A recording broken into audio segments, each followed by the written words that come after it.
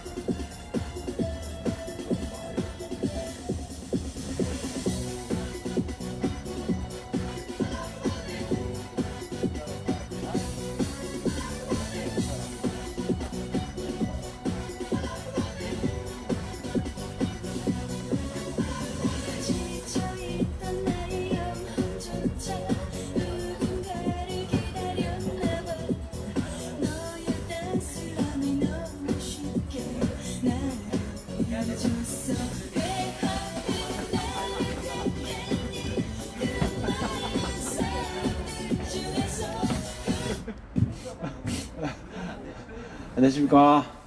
예. 저녁 진지들은 많이 잡수고 오셨지요? 네. 네. 대답 감사합니다. 좀 더 폰 보고 계셔가지고 대답해 주실란가 싶었지만 그래도 대답 다 해주시네. 대단히 감사합니다. 네. 사드 배치철의 성주 촛불문화제 무려 626회차를 시작하도록 하겠습니다. 모두 큰 함성과 함께 자리에서 일어나 주십시오. 하나, 둘, 셋! 감사합니다.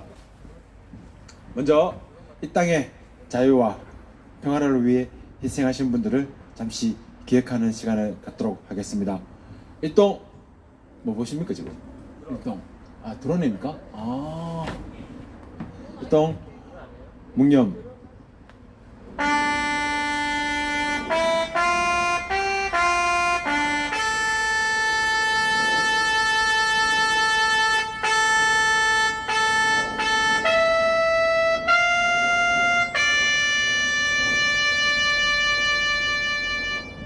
바로 힘을 이은 행진곡 힘차게 불러보겠습니다.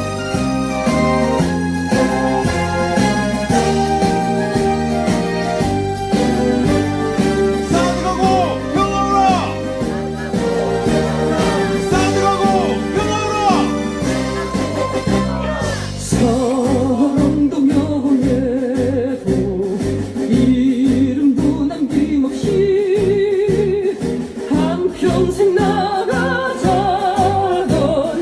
뜨거운 맹세 공지는 간대 없고 깃발만 나불려 새날이 올 때까지 흔들리지 말자. 세월은 흘러가도 상처는 안다. 깨어나서 외치는 뜨거운 함성 앞서서 나가니 산자야 따르라. 앞서서 나가니 산자야 따르라. 사드 가고 평화오라! 사드 가고 평화오라! 예, 모두 앉아주십시오. 예, 다음 주 토요일이면 5.18 민주화 혁명, 예, 맞죠? 예, 민주화 혁명, 예. 다음 주 토요일날 저는 그날 광주에 갑니다. 광주에 가서 그 누구보다도 1년 동안 이 노래를 많이 불러왔습니다. 많이 불러왔는데 그날 그 자리에 가서 그분들과 함께 또 이 노래를 목청껏 한번 불러보고 오겠습니다. 예. 사드가 있던 그해 광주를 찾아갔었습니다.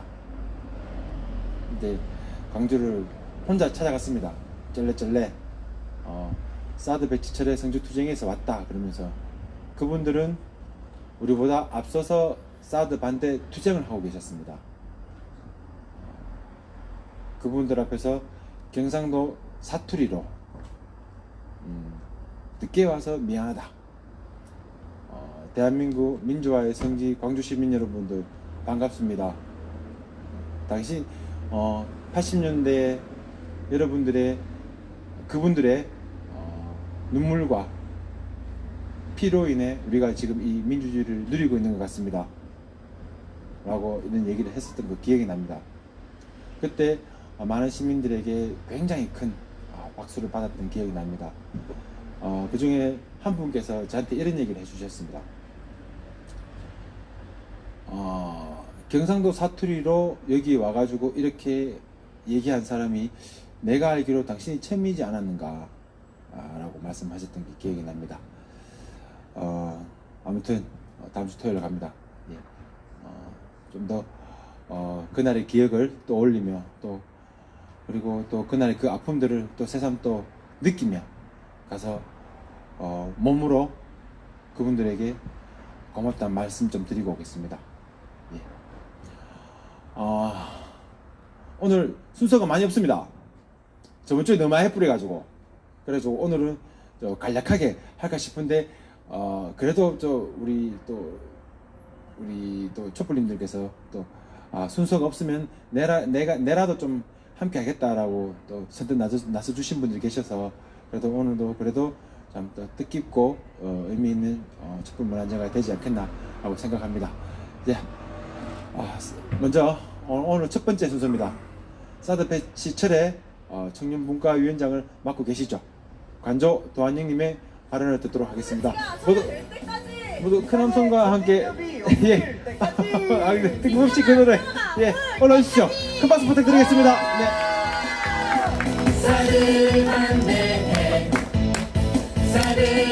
안녕하십니까. 제 동작은 막 이런 음악인 적이 없었는데 당황스럽네요. 출연자가 없다 그래서 너 당신이라도 해라 그래서 알겠습니다 라고 하고 올라왔습니다. 오랜만에 오니까 그동안에 하던 내용들을 많이 잊어버려서 저도 어떻게 할지 모르겠지만 일단 해보도록 하겠습니다. 지금 이제 우리는 지금까지는 북한에 대해서 여러 가지 이야기들을 해왔습니다. 미국 입장에서도 북미가 가장 중요하다라고 그런 말들을 국내 언론들을 통해서 여러 가지가 나왔고 그렇게 인지되고 있지만 실제 현재 상황의 미국의 제일 중요한 곳은 이란 그리고 베네수엘라입니다. 베네수엘라는 미국의 앞마당인 중미에 있고 이란은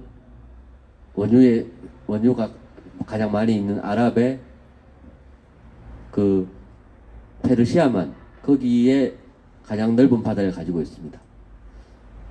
이란이 페르시아만을 차단을 하면은 전 세계 원유가 엄청나게 공급에 영향을 받게 되고 베네수엘라가 만약에 어떤 상태가 바뀌게 되면은 또 그 역시 유가에 막대한 영향을 가지게 됩니다. 또 마찬가지로 어떤 사회주의 정권 이런 게 들었으면은 예전에 미국 국민들 입장에서는 예전에 쿠바가 미국 옆에 있던 지금 이제 미국하고 쿠바하고 수교가 되었지만 그런 걸 다시 느껴지게 될 수도 있고요. 그래서 베네수엘라와 이란이 가장 중요하고 현재 페르시아만에 항공모함들이 투입되고 있습니다. 또 트럼프 대통령은 이란의 그 핵심 수출 외화를 불어들 수 있는 핵심 산업이 여러 가지들이 있는데 그 산업 모두에 대해서 경제 제재 명령에 서명을 했습니다. 그렇게 됨으로써 이란은 가장 강력한 압박을 받게 됐고 이란은 어쩔 수 없이 페르시아만에 이런저런 행동을 하게 되고 그러면 결과적으로 유가에 영향을 강하게 미치게 될 겁니다. 베네수엘라 역시 마찬가지입니다. 지금 마두로 대통령이 정당한 그 대통령임에도 불구하고 전력을 보아하면은 CIA의 영향이 받은 게 농후해 보이는 과이도라는 사람을 갖다가 지지하고 뭐 이런저런 이야기들을 갖다 미국에서 하고 있습니다. 사실 베네수엘라 이전 차베스 대통령 때만 해도 경제가 괜찮았습니다. 베네수엘라가 세계에서 가장 고품질의 최고품질은 아니지만 가성비 대비 가장 좋은 원유를 생산하던 곳이기도 하거든요. 그래서 베네수엘라가 그렇게 정경이 불안해지고 경제가 어려워짐으로써 석유 수출이 안 되어서 유가에 미치는 영향이 굉장히 큽니다. 그런데 차베스 대통령이 죽고 지금 있는 마두로 대통령이 들어서고 난 이후에 아마도 미국의 지시나 뭐 이런 게 있었을 것으로 보이는 혹은 자본가들의 의도가 있었을 것으로 보이는 베네수엘라 기득권들 집단적인 태업과 친미파들의 뭐 이런저런 소요 사태들을 갖다가 만들고 그걸 확대 재생산해서 보도하고 있는 미국을 주로 하는 서방 언론들로 인해서 베네수엘라는 그런 식으로 외부가 차단되면서 조금 많이 고립되어 가고 있었습니다. 다만 지금은 중국과 러시아가 개입을 해서 그나마 좀 상황이 나아지고는 있는데 어쨌든 마찬가지입니다. 근데 이렇게 이란에 대해서 전임 오바마 대통령이 했는 걸 그렇게 엎어가면서 건드리고 베네수엘라를 이렇게 만들고 이런 것은 본질적으로는 자본가들 입장에서는 유가를 끌어올려서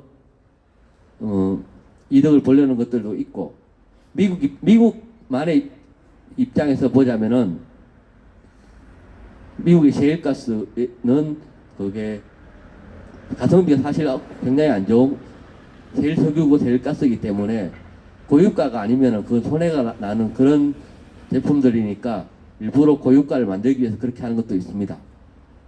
그리고 거기에서 더 나아가서 트럼프 대통령 입장에서는 그런 고유가가 유리되고 셰일가스가 많이 팔려야 유권자들에게 호소할 수가 있고 또 바로 아래 있는 중미에 있는 베네수엘라에 미군이 개입할 수 있다. 또 페르시아만에 이란의 항공모함이 간다. 이런 게 됨으로써 자신을 지지하는 우파들을 직결시킬 수 있는 그런 선거 전략의 하나로서 이런저런 걸 하고 있다고 저는 보고 있습니다. 지금 또 미국에서 뭐 세계적으로 이슈가 되고 있는 미중 간 협상이 뭐 서로 간에 받니 안 받니 이런저런 이야기들이 있지만 트럼프 대통령은 또 뭐 관세를 부과하니 이렇게 했다고 하지만 이것 역시 길게 보면은 대선 전략에 영향을 받고 국내 정치용이 농후합니다. 그래서 그런 국내 정치적인 상황에 맞추기 위해서 예를 들어서 트럼프 대통령이 결국에 중국하고 파토를 낸다. 그러면은 트럼프 대통령은 맞바꾸는 겁니다. 일부 중국한테 이김으로써 자신을 지지해준 사람은 일부 있지만은 자신을 지난번에 대통령을 되게 만들었던 그 러스트 벨트들 중에 상당수가 보잉 항공사의 영향을 강하게 받는데 보잉 항공사의 비행기를 최대 많이 구매해 줄 수 있는 나라는 중국입니다. 즉 자신을 대통령을 만들었던 지지자들의 상당수를 잃어버리게 됩니다. 그러니까 대선 전략 입장에서 중국과도 그렇게 저는 쉽게 그렇게 깨어지는 상황은 아니라고 봅니다. 이 마찬가지로 북한에 대한 입장도 비슷합니다. 트럼프 대통령은 올해안 김정은도 올레안 이런저런 이야기를 한 것은 올 11월부터 미국은 대통령 선거 유세를 1년 동안 하기 때문에 올 11월부터 본격적인 대선이 시작되기 때문에 그 시즌에 맞추어서 11월 1일이건 11월 이후 12월 달이건 간에 대선 스케줄에 맞추어서 홍보 전략을 만들어내고 이벤트를 만들어내기 위해서 이런저런 걸 하는 거라고 저는 이해를 합니다. 그런 입장에서 트럼프 대통령 개인은 좀 손해인지 모르지만 우리에게는 조금 괜찮은 것은 트럼프 대통령의 경쟁자들이 지금 정계에는 없지만 재계 쪽에서 여러 명들이 민주당 쪽 인사들이 주목받고 있다고 합니다. 뭐 페이스북 창업자 마크 주커버거라든지 블룸버그 통신의 블룸버그 뉴욕 시장이라든지 이런 사람들이 민주당 차천타천으로 대선 주자급으로 뭐 이렇게 주목을 받고 있다는데 그런 사람들이 나오는 순간 예전에 우리가 봤던 안철수 효과 뭐 이런 거 비슷한 거 여러 번 봤지만 트럼프 대통령은 위기감을 느끼게 되고 이런 하나하나의 모든 것들이 자신에게 소중하게 느껴지게 되고 그 소중한 것 중에 하나인 북미 간의 문제 이런 것들도 좀 더 공들여서 제대로 해결하려고 하지 않을까라고 저는 생각을 합니다. 트럼프 대통령의 대선 전략, 미국 정치 이런 거에 휩쓸리는 게 좀 못마땅해 보이고 우리 입장에서는 좀 억울하기도 하지만은 국제 정치라는 게 어떤 면에서는 명분이 가장 중요하지만 어떤 면에서는 본질적으로 힘이고 이익을 위해서 움직입니다. 상호 간의 이익, 서로 간의 이익을 교환하고 손해를 교환하고 이런 식으로 이루어지는 게 국제 정치의 관계이고 그런 면에서 트럼프 대통령의 이익을 보면 그만큼 또 우리도 이익을 보면 된다고 생각을 합니다. 근래 김정은 북한이 단거리 미사일 한두 발 쐈습니다. 재작년인가 장사정포 쐈는 거와 비슷한 거라고 저는 이해를 하는데 그거 발전해봤자 거기서 거기라고 저는 이해합니다. 그거 크게 중요하지는 않고 그것은 트럼프 대통령에게 하는 메시지일 수도 있고 우리에게 하는 메시지일 수도 있고 김정은 입장에서 북한 군부를 달래기 위한 메시지일 수도 있습니다. 어쨌건 트럼프 대통령의 못하지 않게 김정은 입장에서도 국내 정치용으로 원래 안에 어떤 해결책이 나오기를 굉장히 몹시 어쩌면 절박하게 기대하고 있는지도 모릅니다. 아슬아슬하게 그렇게 제한적으로 한다는 것은 굉장히 생각을 많이 하고 여러 가지를 고려한 거고 그게 한 번이 아니고 이렇게 반복되는 것은 그런 절박한 표현일 수도 있겠지요. 어쨌건 간에 우리는 내년에 총선이 남아있고 미국은 내년에 대선이 있고 김정은 입장에서도 본인 스스로 내년에 뭐 경제개발 해내겠다라는 큰 소리를 쳐놓은 상황에서 이제 자신의 지배체제를 공고히 해놓은 이런 입장에서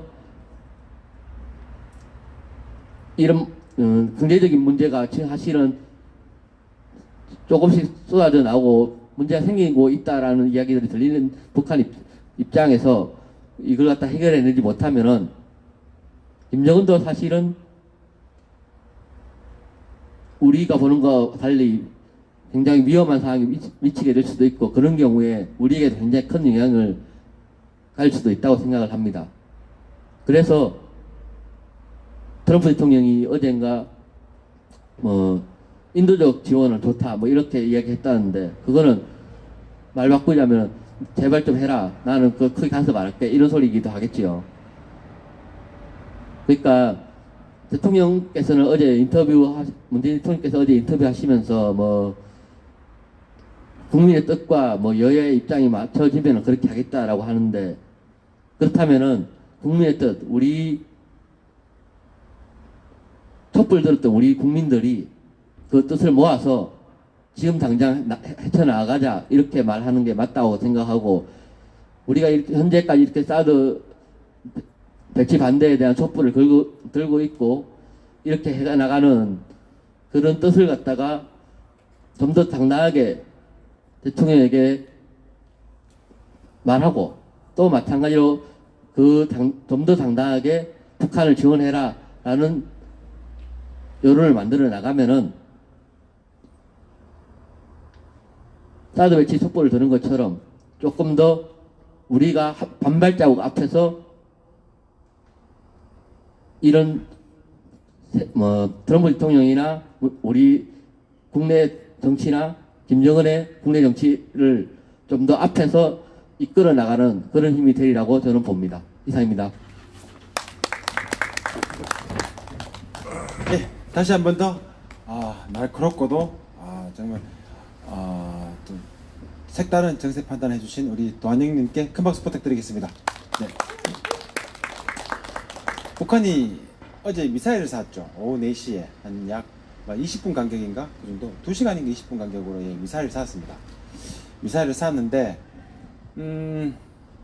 북한 쪽에서 보면 서쪽에서 쏴가지고 동쪽 끝으로 자기 영토 내에서 쐈습니다. 근데 이걸 보고 뭐 유엔 안보리 위반이 아니냐라고 얘기하는데 중장거리만 안보리 제재를 받지 단거리는 제재를 받지 않는답니다. 자, 북한이 이렇게 미사일을 쏘았는 것은 아마 우리에게 좀 전에 도한영님께서도 말씀하셨듯이 우리에게 미국에게 메시지를 던지는 것이 아닌가. 북한은 이렇게 항상 메시지를 던져왔습니다. 그 메시지를 제대로 읽고 아마 군사 전문가들이라든지 아니면 외교 전문가들은 아마 그 메시지를 읽고 지금 또 발빠르게 움직이고 있지 않을까라고 생각합니다. 김충환 위원장님께서 이런 말씀 좀 자주 하시죠. 자주 하시는데 어떤 얘기냐? 칼은 칼집에 있을 때 가장 무섭다 라고 얘기합니다. 칼을 자꾸 빼면요, 칼을 자꾸 빼면은 그게 처음에는 빼면 무서운데 자꾸 빼면 새끼 넣었다가 또 빼겠지. 사람들이 무서워하지 않습니다.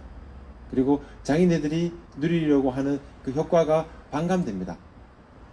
이러한 군사적 행동을 이제 좀 줄여주고 빨리 테이블에 나오라고, 협상 테이블에 나오라고 미국과 대한민국에게 얘기를 하는 것이 낫지 않겠나라는 생각을 조심스럽게 한번 해봅니다. 그리고 인도주의적 지원을 허한다, 뭐 용인하겠다라고 그런 메시지를 트럼프가 던졌는데 사실 전 세계에서 우리 대한민국만 북한에 인도주의적 지원을 하지 못하고 있는 상황입니다. 다른 나라들은 뭐 스위스라든지 뭐 이런 나라들은 이미 인도주의적 지원을 하고 있습니다. 그럼에도 불구하고 대한민국은 아직 못하고 있는데 우리가 우리 동포에게 공경에 처하고 있는 우리 동포에게 도움을 주겠다는데 왜 그걸 남의 눈치를 봐야 되는지, 그게 국민의 한 사람으로서 좀 답답하기도 하지만 그럴 수밖에 없는 우리 대한민국의 현 사정 모르진 않지만 우리가 먼저 우리 동포를 돕겠다라고 나선다면 우리가 생각한 것 이상으로 좋은 결과를 만들어낼 수 있지 않을까라고 생각합니다. 네. 예, 다음 순서는 우리 농민 회장님이시죠. 예, 이재동님께서 오늘 또 긴히 하고 싶은 말씀이 있으시답니다. 큰 박수로 맞이해주시면 고맙겠습니다.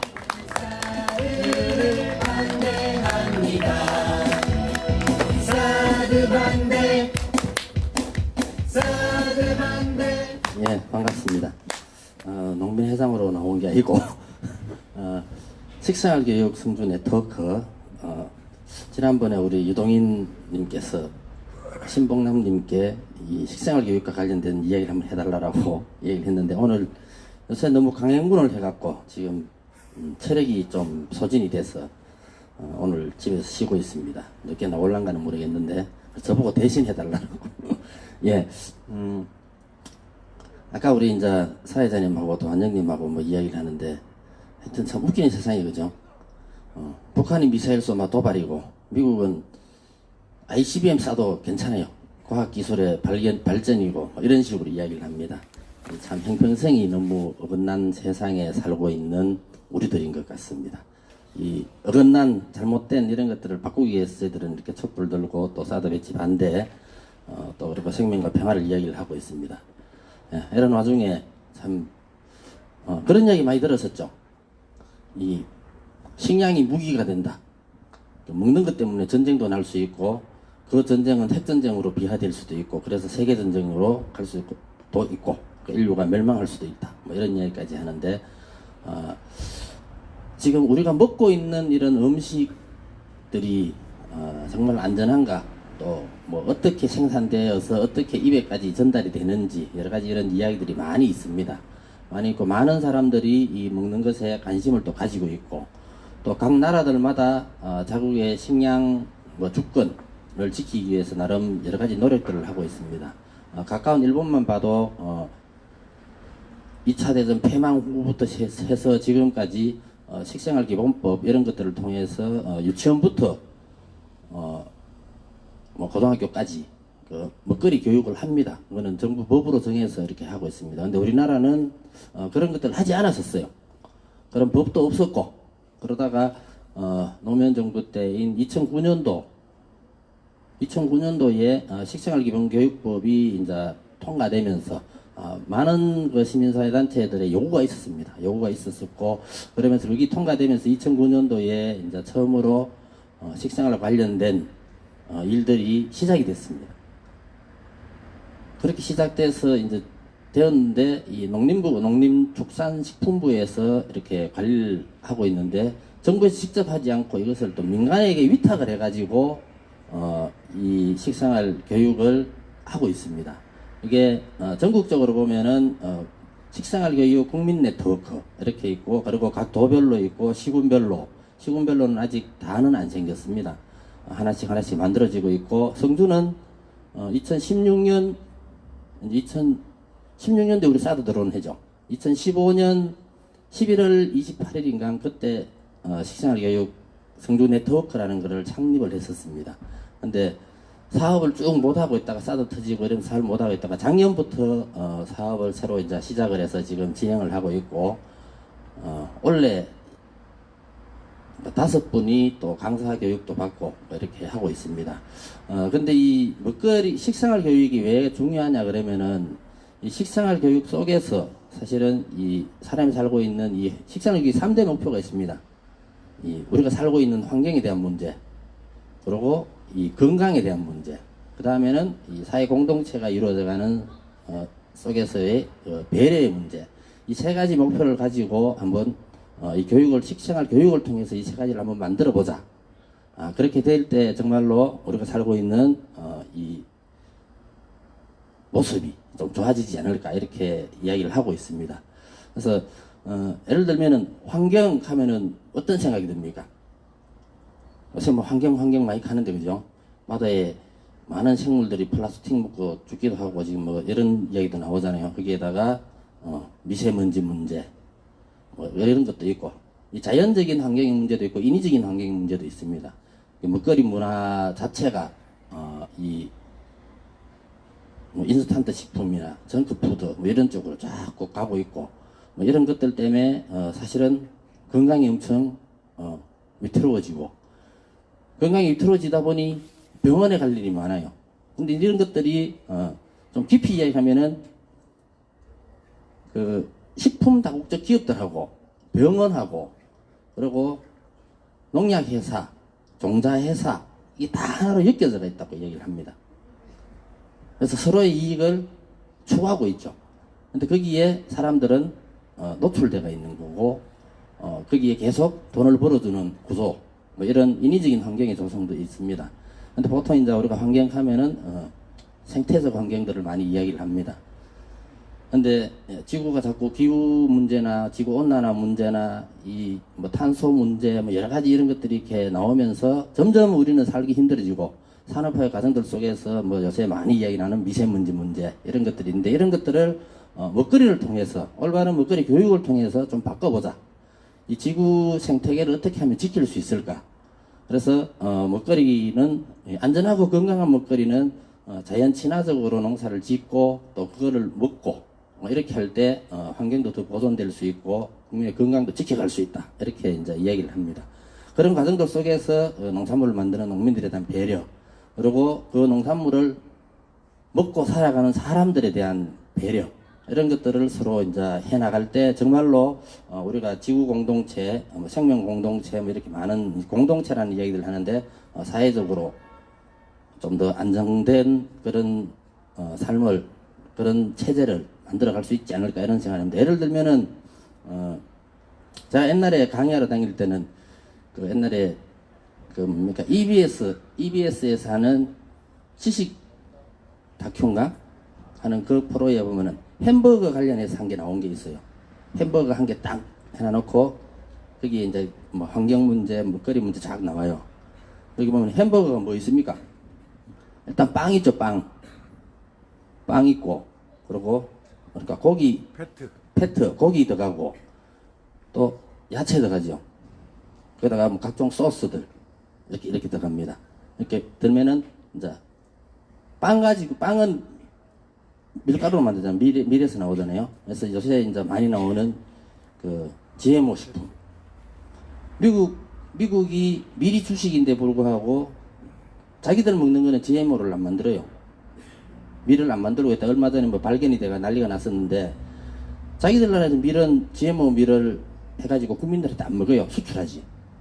그리고 외국 가서 농사 짓게 만듭니다. 외국에서 다른 나라에서 짓게 만들어서 또 그걸 다른 나라에 팔아먹고 뭐 이런 식으로 하고 그래서 그 빵을 가지고 GMO 문제에 대한 이야기를 하고 그 다음에 패트 고기 가장 질 낮은 고기로 이제 그런 걸 만든다 그러는데 지구 온난화의 가장 큰 주범 이산화탄소 배출의 주범이 축산이라고 하는 거 아시죠? 축산 소가 똥 누고 그게 썩으면서 나오는 가스 탄산가스 이런 문제들 소한테 먹일 풀을 만들기 위해서 아마존의 열대우림의 그 광활한 밀림을 불놓고 불도다로 밀고 그렇게 해서 초지를 만들고 그래서 지금 아마존이 숨쉬기가 힘들어 아마존이 지금 막 물고 있다 그러지 않습니까? 그래서 이제 그 고기를 가지고 이런 지구 환경에 대한 기후에 대한 이야기들 이 축산의 문제점들 뭐 이런 이야기를 또 하고 거기에 대한 각종 첨가물들이 거의 대부분이 석유에서 나오는 화학 첨가물들입니다. 인위적으로 만들어 화학 합성을 통해서 만든 뭐 향료부터 시작해 갖고 색깔 내는 거 냄새 좋게 하는 향신료 쪽 이런 쪽 거의 대부분을 석유에서 만들어냅니다. 그래서 그런 화학 합성물들이 지금 몸에 안 좋은가 뭐 이런 이야기들 그거 한 개 가지고 사실 이야기가 다 돼요. 그런데 실제로 그 농민의 이야기들은 또 뭐 거대 기업들의 때문에 중소농들은 가족농들은 쫓겨나고 뭐 브라질 같은 경우는 총 맞아 죽기도 하고 엄청나게 많은 사람들이 죽었어요 실제로. 그런 이야기들을 이렇게 이야기를 합니다. 그래서 이 식생활 교육이라는 게 이 환경 배려 건강 이 세 가지의 하두를 가지고 정말로 이 지금 우리가 살고 있는 이 대한민국에서도 우리가 식량 자급률이 22%밖에 안 된다고 이야기를 하지 않습니까? 그 22% 중에서도 쌀을 빼고 나면은 4% 정도밖에 작업을 못 합니다. 다 수입합니다. 근데 이런 식량이 2위가 왔을 때 우리는 뭘 먹고 살 건가? 이런 문제들이 또 대두가 되는 거죠. 그래서 식생활 교육을 통해서 실제로 국내의 식량 자급률도 높여야 되고 그리고 이런 먹거리 교육을 통해서 또 요새 우리 밥상머리 교육하는 거를 또 이야기 많이 안 합니까? 요새 너무 개인화되고 개별화되고 가족이 한 밥상에 앉아서 밥 먹는 기회가 잘 없다고 이야기를 합니다. 뭐 주말에 어쩌다 한번 뭐 이런 식으로 하는데 밥 먹으면서 가족 간의 유대관계도 만들어내고 그 속에서 대화도 하면서 서로가 서로를 알아가고 가족인데도 모르는 경우도 많아요. 성격도 잘 모르고 뭐 좋아하는지 뭐를 싫어하는지 이런 거 모르는 경우도 있습니다. 그래서 이 옛날에 다 그렇게 했던 밥상에 앉아서 또 이렇게 이야기하면서 나누는 가족 간의 그런 친밀감 또 그런 하나의 되게 작은 공동체잖아요. 식구락 하는 게 뭔지 아시죠? 먹을 식자의 입구자입니다. 밥 같이 먹는 사람이 식구고 가족입니다. 가장 가까운 사람. 예. 하여튼 이런 게 이 먹거리를 통해서 이렇게 확산이 되어지고 그러면서 지금 우리가 사회적으로 많이 잃어버린 그 공동체적인 삶을 또 같이 만들어가는 좀 확산시켜 나가는 이런 일들을 하고자 식생활 교육을 진행을 하고 있습니다. 아까 성주에서 잠깐 말씀을 드렸었는데 성주시는 이제 작년부터 사업을 해서 올해까지 지금 쭉 이제 계속 진행을 하고 있는 상황이고요. 올해는 강사님이 또 5분이나 또 교육을 받았습니다. 그래서 이제 앞으로 활동을 하실 거고 작년에는 3명 받았죠. 3명 받고 올해 5명. 내년에는 좀 더 받고. 예, 그러면서 지금 이제 성주에 있는 유치원, 초등학교, 현재는 뭐 유치원하고 초등학교에 일들을 하고 있습니다. 가서 학생들하고 성초 같은 경우는 성주 초등학교는 원래 이제 텃밭을 만들어서 4학년 전체 그리고 6학년 한 반 이렇게 이제 일들을 하고 있고 그러면서 이제 아까 제가 했던 이런 이야기들을 학생들하고 하는 겁니다. 이야기도 하면서 진짜 인스턴트 그런 거 좀 먹지 말고 좋은 거 먹어라 그러고 며칠 전에 첫 수업을 했는데 텃밭 수업 이제 땅 만들기 이런 걸 하면서 제가 구호 외치는 거 좋아하잖아요. 학생들도 그 구호를 외쳤어요. 먹는 게 건강이다. 건강해야 행복하다. 예, 아프면 다 소용없습니다. 아시죠? 예, 건강해야 됩니다. 건강하려고 하면 좋은 먹거리 먹어야 되고 좋은 먹거리를 먹으려 그러면은 규모화된 대형화된 그런 농업이 아닌 중소농의 가족 중심의 소농이 있어야만이 그런 건강한 먹거리를 만들어낼 수 있습니다. 친환경 농업 하는데 뭐 유기농산물 우리가 이야기를 많이 하는데 그 친환경 농산물을 만드는데 기업화된 데서는 그렇게 할 수가 없어요. 풀을 뽑아야 되고 안 그러면 베어내야 되는데 기업화하는 사람들이 아무리 노동력 들이고 이렇게 한다 하더라도 그렇게는 못합니다. 그러니까 제초제 치는 거고 이렇게 제초제 치는 게 건강에 나쁜 거는 다 아시는 거고 예 그렇습니다. 그래서 이제 수업하면서 그런 이야기들 아까 환경, 건강, 배려 이 3가지를 이야기를 하면서 어릴 때부터 이런 교육들을 받고 자란 사람들은 먹거리에 대한 관심도 높고 또 이 정부의 농업 정책에 이런 데도 관심이 있습니다. 그리고 다른 사람에 대한 생각하는 마음 이런 것들이 달라질 수 있습니다. 예, 그래서 하여튼 좀 성주서는 아직 이제 시작한 지 얼마 안 됐습니다만은 잘해보려고 열심히 하고 있습니다. 우리 앞에 앉아 계신 우리 도정옥님도 열심히 하고 계시고 전남수님 뭐 이렇게 우리가 사드 투쟁하면서 만났던 좀 생각이 좋으신 분들과 함께 이런 일들을 하고 있습니다. 앞으로 정말로 이 식생활 교육이 제대로 잘 되어서 우리 사회가 개별화된 사회가 아닌 좀 더 인간다운 공동체적인 삶을 지향하면서 우리 함께 이 평등하고 아름다운 세상을 만들어 가기를 희망해 봅니다. 열심히 또 한번 해보겠습니다. 우리 오늘 이 이야기를 듣고 계시는 우리 앞에 계신 촛불님들도 많은 관심 가져주시고 또 필요하다면은 또 함께 해주시면은 좋겠습니다. 예, 이상 여기까지 하겠습니다. 고맙습니다. 예, 다시 한 번 더 우리 농민회 회장님이신 이재동님께 큰 박수 부탁드리겠습니다. 감사합니다. 예. 초자 시작할 때 이런 말씀하셨죠. 먹는 기 무기가 되는 시대가 곧 온다. 예. 우리나라 국민들이 연간 쌀 소비량이 점점 줄어들고 있고 밀 소비량이 점점 늘어나고 있다고 얘기합니다. 그러면은 잘못하다가는 우리 농업의 기반인 쌀 농사가 무너질 수 있고 그러다 보면 우리가 잘못하다가는 밀을 주식으로 먹어야 될 때가 올 수도 있지 않을까. 그렇게 된다면 밀이 잘못하다가는 기름값보다 비싸질 수가 있다. 예. 그런 생각하면 좀 아찔합니다. 우리나라 식량 자급률이 이재동 회장님 몇 프로 정도 되죠? 한 20%, 22%에 예. 20% 안팎이라고 얘기들 합니다. 예. 제가 몇 년 전인지 기억은 나지 않습니다만은 유럽 국가들 같은 경우 특히 독일 같은 경우는 식량 자급률이 100%가 넘는다. 그만큼 이제 버리는 것도 많다. 수출도 많이 하지만 그만큼 그런 나라는 이제 선진국들은 식량 자급률이 굉장히 높은데 우리나라는 식량 자급률이 점점 떨어지고 있다. 굉장히 좀 위험하죠. 잘못하다가는 우리 아이들은 우리 땅에서 나는 우리 먹거리를 먹지 못하는 때가 올 수도 있을 거라 생각합니다. 그런 시대가 오지 않도록 우리가 좀 더 우리의 음식을, 우리의 먹거리를 좀 더 아끼고 우리의 음식을 좀 더 먹어주고, 좀 비싸더라도 우리의 음식을 먹어주고 우리 농업이 좀 더 발전할 수 있도록 우리 국민들이 다 같이 좀 힘을 모아야 되지 않겠나 라는 생각을 한번 해봅니다. 그리고 이 방송을 시청하고 계시는 전 세계 시민 여러분들께 안내 말씀드리겠습니다. 다음 주 5월 16, 17, 18, 19일 4일 동안 성주에서 참외 페스티벌이 열립니다. 어디 갈 데가 없다, 한국에 그 여행을 왔는데 갈 데 없다라고 생각하신 외국 손님들께서는 성주로 방향을 돌리시기 바랍니다. 굉장히 많은 볼거리들과 좀 다채로운 체험 실습 이런 것들이 예년에 비해서 많이 늘었다고 합니다.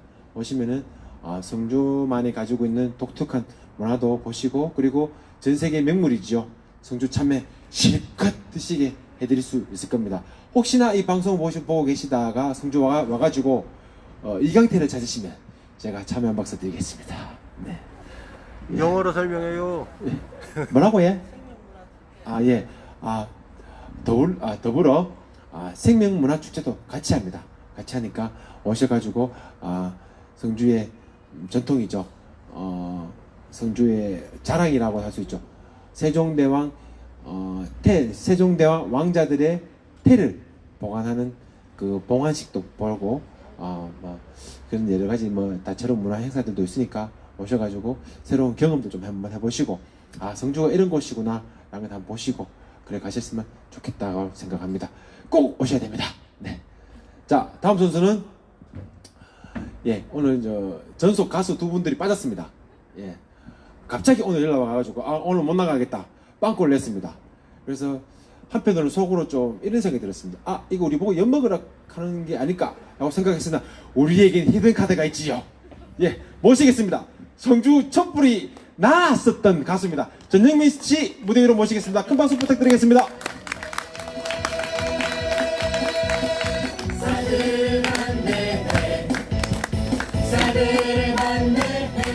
네, 이 노래 불러야 될 것 같은 느낌이 그죠? 네, 땜빵 가수입니다 요즘. 전에는 향토 가수로 불리웠었는데 지금은 땜빵 가수로 오늘 급 전화 와서 갑자기 노래 서너 곡 해, 두세 곡 해, 이렇게 되는 상이 온 것 같아요.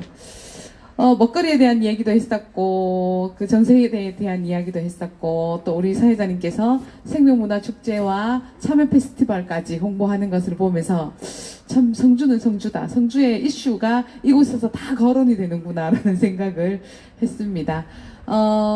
자, 아까 먹거리에 대한 얘기를 했지만, 밀가루가요, 몸을 차갑게 한대요. 그래서 제가 요즘 밀가루를 먹지 않잖아요. 음식을 전혀 먹지 않는데, 몸이 1도씨 체온이 내려가면 암 발병률이 30% 올라간다고 합니다. 그죠? 그래서 아이들, 그 다음에 또 이렇게 요즘 환경 호르몬이 많이, 우리 딸도 아까 집에 딱 가니까 컵라면을 먹고 있는 거예요. 제가 순간 화가 딱 났는데, 컵라면도 나쁘지만 그 담는 용기에도 환경 호르몬이 나와요. 환경 호르몬의 주 성분이 뭐냐면 여성 호르몬이에요. 근데 여성 호르몬이 많이 분비되면 남성들은 정자의 수가 감소되고 여성들은 암 발병률이 높아지거든요. 그래서 그런 것들을 많이 먹고 있는 이 시대의 아이들이 가면 갈수록 불임률이 높아지고 있고 그 다음에 여러 가지 병이 많이 걸리는 이유가 그런 것들이 아닌가라는 생각을 하면서 저 또한 먹거리에 이제 깨달아서 신중을 기하고 있는데 이 방송을 보시거나 여기 계시는 분들도 먹거리에 열심히 강사활동 하시는 쌤도 계시지만 여러분들이 스스로 이제 건강을 잃으면 모든 걸 잃는다는 체험을 한 사람으로서 여러분들이 건강을 지킬 수 있는 먹거리를 꼭 챙겨 드시면 좋겠다라는 생각을 하고요. 노래는 자 한번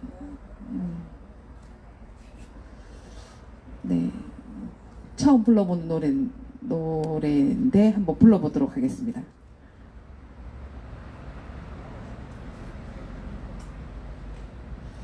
자, 인형의 꿈이라는 노래입니다. 중간에 틀릴 수도 있습니다. 잘 안 불렀던 노래라서.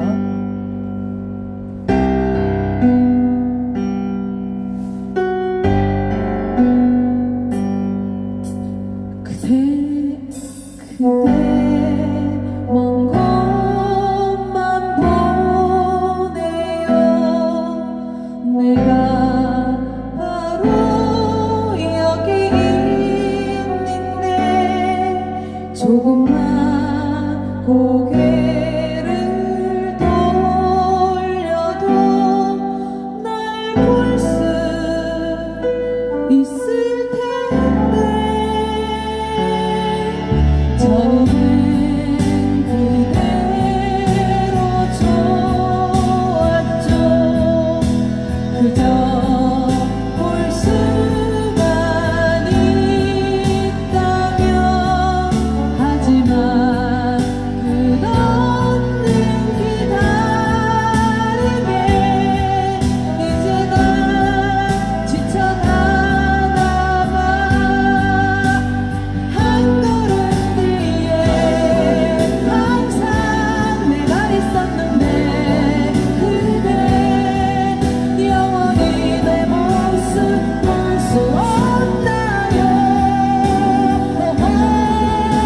나를 바라보며 내게 손짓하며 언제나 사랑할 텐데.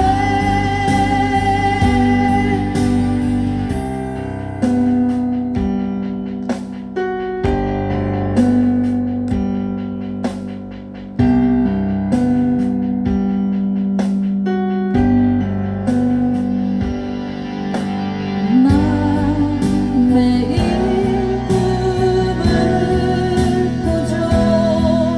함께 얘기 나누는 꿈. 하지만 그 후의 아픔은 그댄 알 수 없죠. 한 걸음 뒤에 항상 내가 있었는데 그대 영원히 내 모습 볼 수 없나요? 나를 바라보며 내게 손짓하며 언제나 사랑할 텐데. 사람들은 내게 말했었죠. 왜 그토록 한 곳만 보낸지. 난 알 수 없었죠. 내 마음은 작은 인형처럼 그만을 향해 있는 나.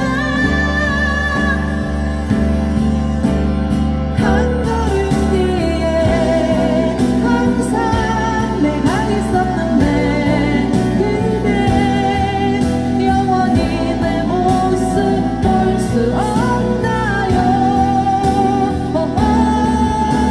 나를 바라보며 내게 손짓하며 언제나 사랑할 텐데.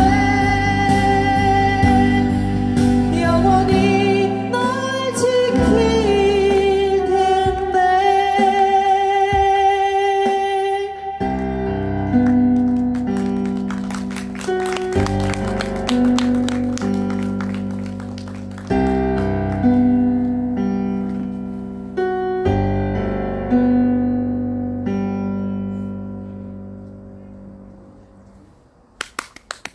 앵콜! 인형의 꿈이라는 노래인데요. 제가 오늘 세차를 하러 갔는데 세차장에서 일하시는 분이 사장님이시겠죠? 열심히 차를 닦으시더니 갑자기 저한테 오시더니 내가 어디서 많이 봤는데 어디서 봤는지 기억을 못 하다가 기억을 해냈다면서 사드 할 때 오신 분 맞죠? 사드 할 때 앞에서 하신 분 맞죠? 이 말씀을 막 하시는 거예요.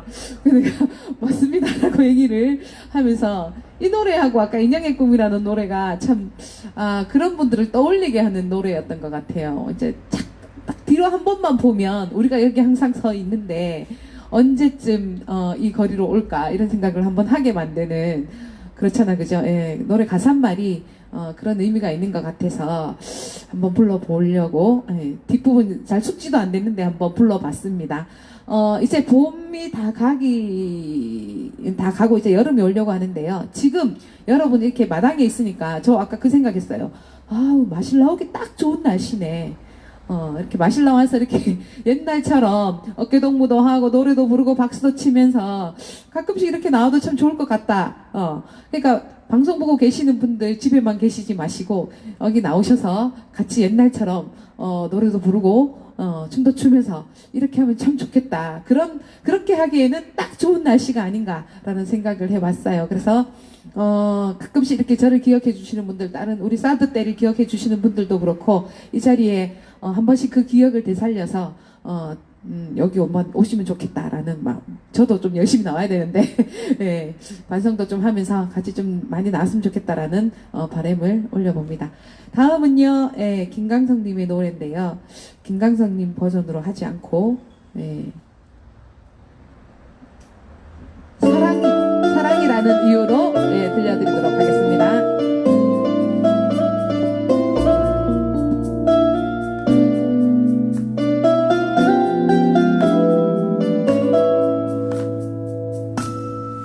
사랑이라는 이유로 하얗게 세운 많은 날들 이제 멀어져 기억 속으로 묻혀 함께 나누던 우리의 많은 얘기 가슴에 남아 이제 다시 추억의 미소만 내게 남겨주네. 너의 눈물이 내 뒷모습으로 가득 보여도 나는 너를 떠날 수 없을 것만 같아. 사랑이라는 이유로 많은 날들을 엮어가고 언젠가는 우리가 함께 나눈 시간들을 위해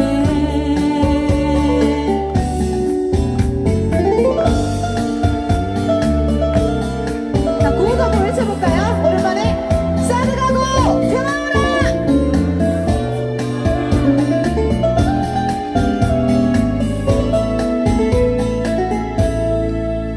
나의 눈물이 내 뒷모습으로 가득 고여도 나는 너를 떠날 수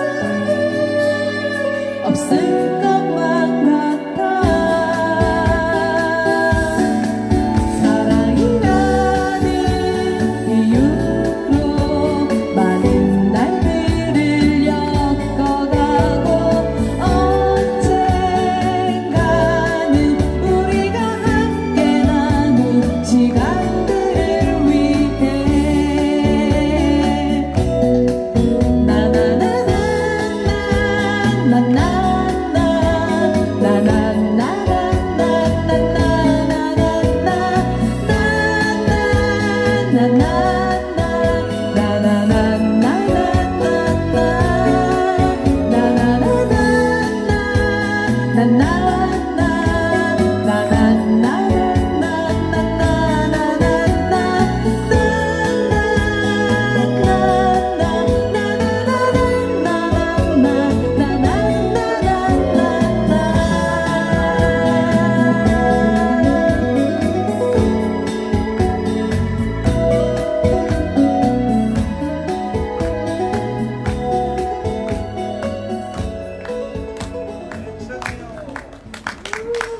감사합니다. 두 곡만 하면 되는 건가요? 한 곡 더 해야 돼요? 네. 무슨 노래 하죠? 이제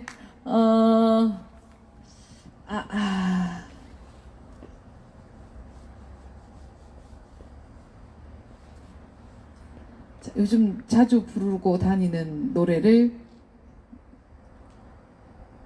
해야 될 것 같아요.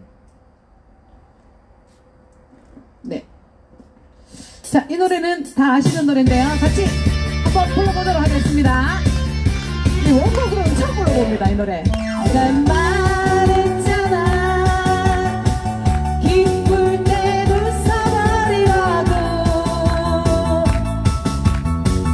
복사꽃 두 뺨이 활짝 필 때까지 내가 말했잖아. 슬플 때 눌러버리라고. 슬픔이 넘칠 땐 차라리 웃어버려. 소녀야 왜 또 이 밤 이달지도 행복할까. 아이야 왜 또 이 밤 이달지도 서글플까. 이 노래 다 아시죠? 네, 크게 한번 같이 불러보도록 하겠습니다. 자, 합창 발사! 합창 시작! 좋습니다. 자, 목소 부람들이 같이 하는 겁니다. 아시겠죠? 내가 말했잖아. 기쁠 땐 웃어버리라고. 복사꽃 두 뺨이 활짝 필 때까지 내가 말했잖아. 슬플 땐 울어버리라고. 슬픔이 넘칠 땐 차라리 웃어버려. 소녀야 왜 또 이 밤. 소녀야 왜 또 이 밤 이달지도 행복할까. 아이야 왜 또 이 밤 이달지도 서글플까.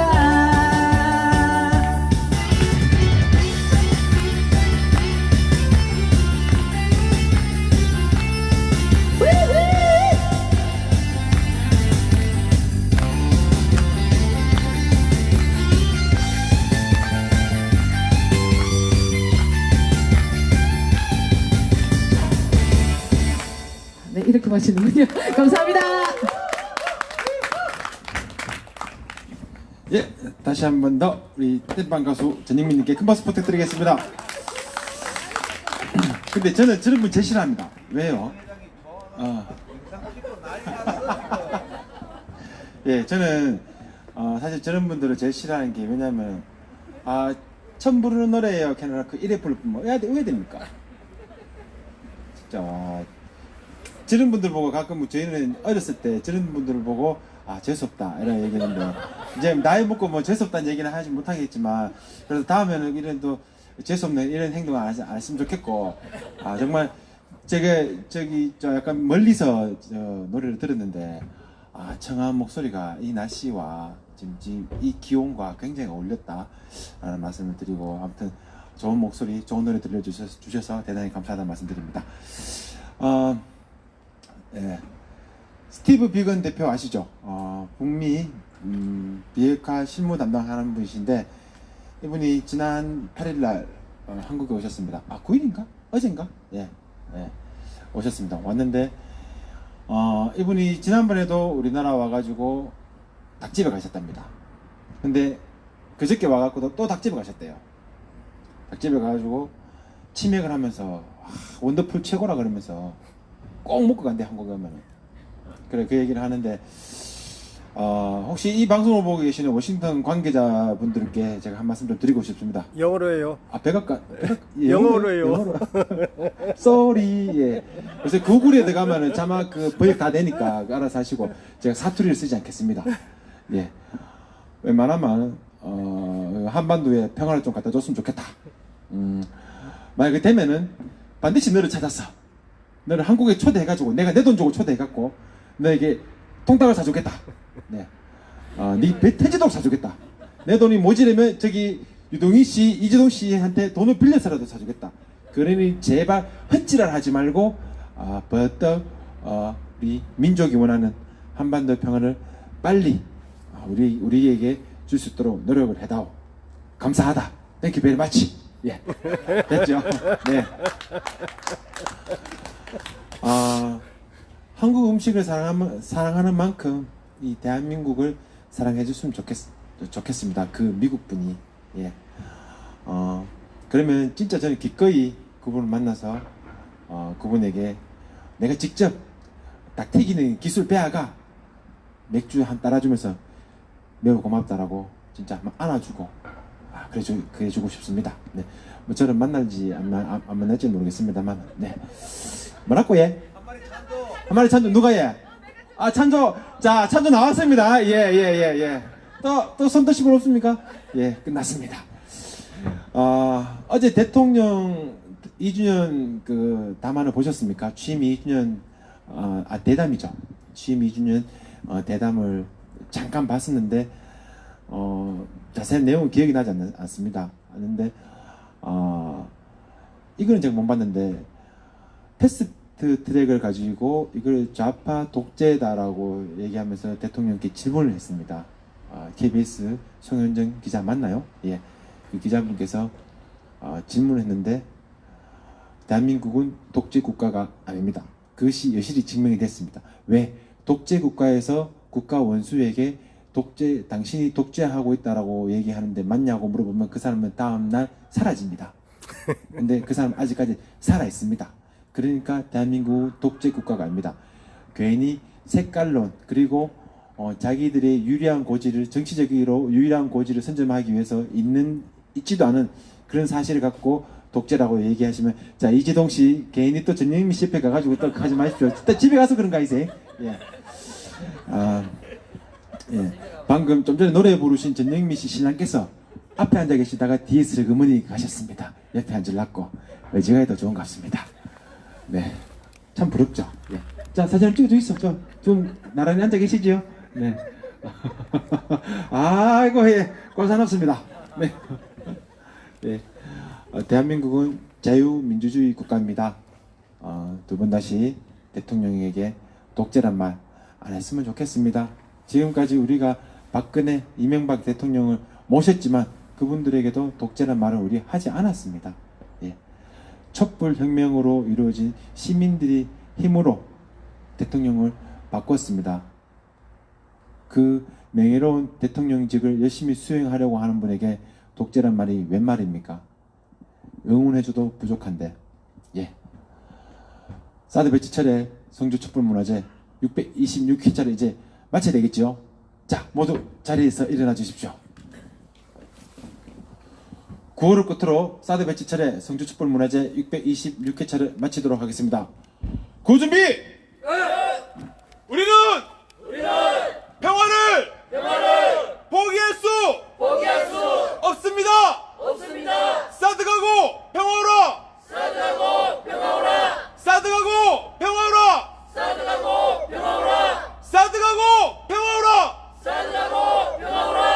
다음 주에 뵙겠습니다. 안녕히 들어가십시오. 여러분 수고하셨습니다. 사드반대 성주촛불 626회차 방송을 마치도록 하겠습니다. 네, 돌아오는 금요일에 다시 찾아뵙겠습니다. 네, 다음 주 금요일은 5.18 특집 집회로 이어갑니다. 다음 주 뵙겠습니다. 수고하셨습니다. 감사합니다.